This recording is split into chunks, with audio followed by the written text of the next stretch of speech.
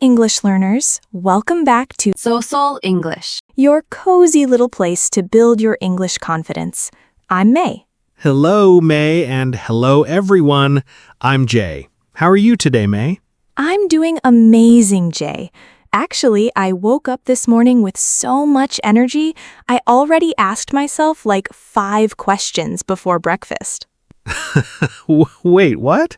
You asked yourself questions before breakfast? Like, what kind of questions? You know, like, what should I eat today? Where did I put my phone? Why am I so tired? The usual morning chaos. Oh, wow. That's so relatable. I do that every single morning. Right? And you know what's funny? All of those questions, they all started with one little word. What? Where? Why? These are what we call WH questions, and today that is exactly what we are talking about. Oh, I love this topic.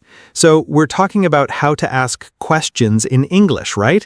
Like the real questions people use every day? Exactly. What, where, when, who, why, and how.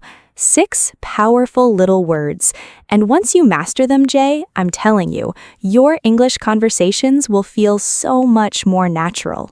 Okay, I'm ready. Let's go. All right, so let me start with a quick story. When I first moved to a new city, I was completely lost. I didn't know anyone, I didn't know where anything was, and I was too shy to ask for help. Oh no, what did you do? I just walked around looking confused for like 2 hours, and all I needed to do was ask one simple question. Excuse me, where is the nearest subway station? That's it? Just one question could have saved you 2 hours? 2 hours, Jay. 2 hours. And that's the thing. So many English learners know vocabulary, they know grammar, but they feel scared or unsure about how to ask questions. And questions are how you connect with people. That's so true. I feel that sometimes too. Like, I want to ask something, but I don't know how to start the sentence. And that is exactly why we are here today. So let's break it down one by one. Let's start with the easiest and most common one. What? Okay, what? I use this one a lot, actually. Yes. What is your best friend? You use it when you want information about a thing or an idea. What is your name? What do you do? What time is it? Oh, so what is basically asking about things or information, right? Perfect, you got it. And here's the interesting part. What can also show surprise or reaction.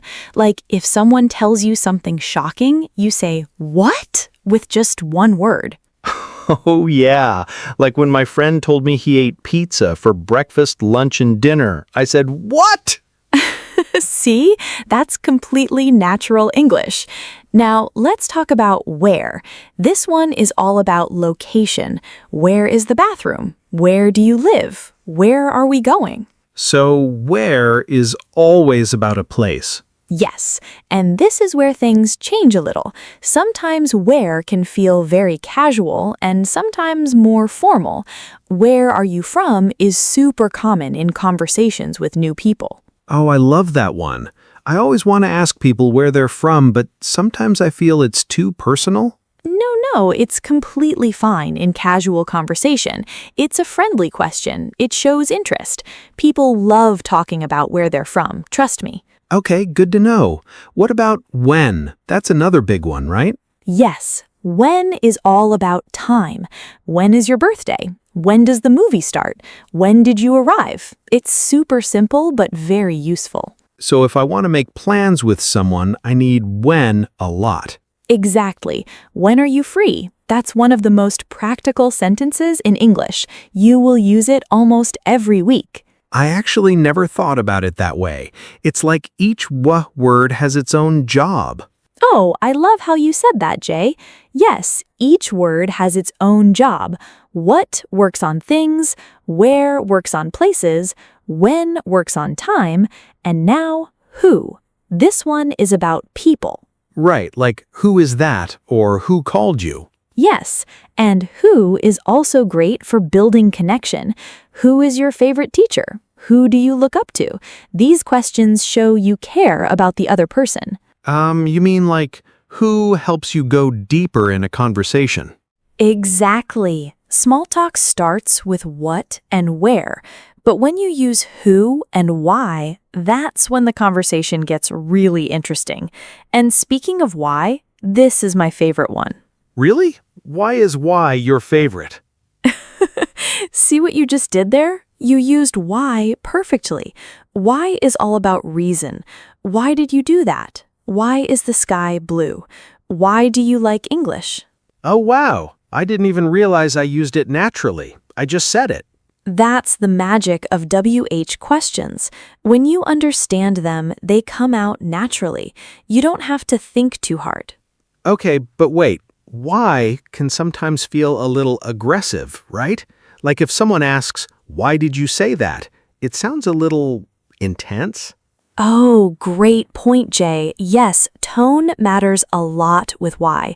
If you say it softly and with a smile, it sounds curious. If you say it sharply, why did you do that? It sounds like you're upset. Oh, so it's not just the word, it's how you say it. Exactly. The word is the same, but the music of your voice changes the meaning completely. We call that tone or intonation. You mean like the way your voice goes up or down? Yes, perfect. Okay, and now the last one, and honestly, one of the most powerful, how. How feels a little different from the others, though. It doesn't start with WH. Well, it does, but it sounds different. Good observation, Jay. Yes, how is a little unique. It's not asking about a thing, a place, a time, or a person. How asks about the way something happens. How do you make coffee? How does this work? How are you? Wait, how are you? That's like the first thing we learned in English, and it's a WH question? It's a how question, but yes, it belongs to the same family. And here's the interesting part. How is also great for learning. How do you say this? How do you spell that? Learners who ask how questions improve much faster. Wow, I never thought about it like that. Using how to ask and learn more. You won't believe what happened next. I had a student once who was super quiet, never spoke in class. But one day, she just raised her hand and asked, how do you use this word in a real sentence? And from that one question, her English changed completely. Really? Just from asking one question? Because asking questions opens doors. It shows the teacher you're engaged. It shows people you're interested. And it helps you remember things much better. Okay, so I want to make sure I got everything. We have what, things and information, where, places, when, time, who, people, why, reasons, and how, the way things happen. Jay, did you just summarize it perfectly? I think I did. Am I good or am I good? You are very good. Okay, so now let's make it even more real. Imagine you just arrived in a new country for the first time. You're at the airport, you have a suitcase, and you have no idea where to go. Oh, that's a stressful image. Right? But if you know your WH questions, you are completely fine. You walk up to someone and you say, "Excuse me, where is the exit?" Done. Problem solved. Okay, that's easy, but what if I need more information, like I need to find my hotel? Great. So then you ask, how do I get to this hotel? Or maybe you're not sure about the time. When does the next bus leave? See? Every problem has a WH question attached to it. Oh wow, it's like a toolkit. Every question word is a different tool. I love that. Yes, think of it as your English toolkit. And the more comfortable you are with these tools, the more confident you feel in every situation. Okay, so here's something I'm curious about. What's the correct way to build the question? Like, sometimes I get confused about the grammar inside the question. Oh, good question. Okay, so the basic structure is simple. WH word, then your helping verb, then the subject. Where are you going? What do you need? When did she arrive? You mean like the helping verb are, do, did comes right after the question word? Exactly. And this is where things change a little for learners. In a regular sentence, you say, you are going home. But in a question, you flip it. Where are you going? The helping verb jumps to the front. Oh, so the verb moves. That's the trick. That's the trick. And once you know this trick, making questions becomes so much easier. Your brain starts doing it automatically. What about who? Because I've heard people say, who is she? But also, who did you call? They feel a little different to me. Great ear, Jay. So, who is she? Here, who is asking about the subject, the person we're talking about. But who did you call? Here, who is the object. You called someone and we want to know who that someone is. Wait, that's a little deep. So who can be asking about two different things in the sentence? Yes, but don't stress about the grammar labels too much right now. The good news is both sentences sound natural and people will understand you perfectly. Just practice saying them out loud and your ear will catch it. Okay, yeah, practice out loud. I need to do that more. Always. English is a spoken language. You have to use your mouth, not just your eyes.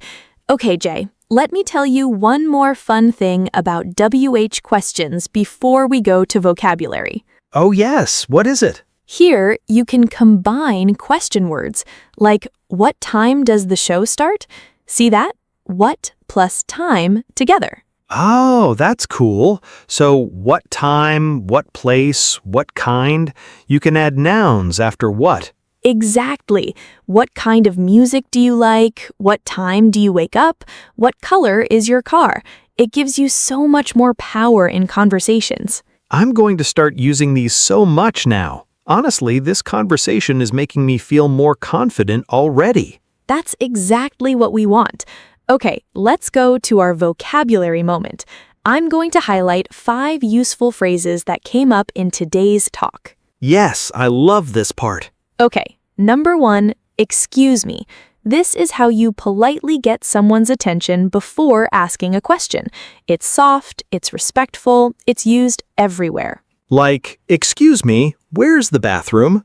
You always say it before the question to sound polite. Perfect. Number 2, I was wondering. This is a softer, more polite way to ask something. Instead of jumping straight to the question, you say, I was wondering, when does the store close? Oh, so it makes the question sound less direct, like you're being gentle. Exactly. It's great when you're talking to someone you don't know well or in a more formal situation. Number 3, could you tell me? Another polite question opener. Could you tell me where the nearest bank is? So instead of just, where is the bank, you say, could you tell me where the bank is? And it sounds much nicer. Yes, the meaning is the same, but the feeling is completely different. Number 4, what do you mean? This one is super useful when you don't understand something and you want clarification. Oh, I use that one. Like in a meeting or a class when someone says something confusing. Sorry, what do you mean? Exactly right, and it's not rude at all. It shows you're listening and you want to understand. People respect that. And number 5, how come? This is a casual, informal way to ask why. How come you didn't call me instead of why didn't you call me? Oh, interesting. So, how come and why mean the same thing, but how come sounds more casual. Yes, why is neutral. How come is friendly and conversational. You'd use it with friends, family, close coworkers, not in a job interview. Good to know. Don't say, how come you hired me in an interview? Please don't. Okay, so let's do a quick recap before we close. Today we talked about 6 WH question words. What, where, when, who, why, and how. Each one has its own job.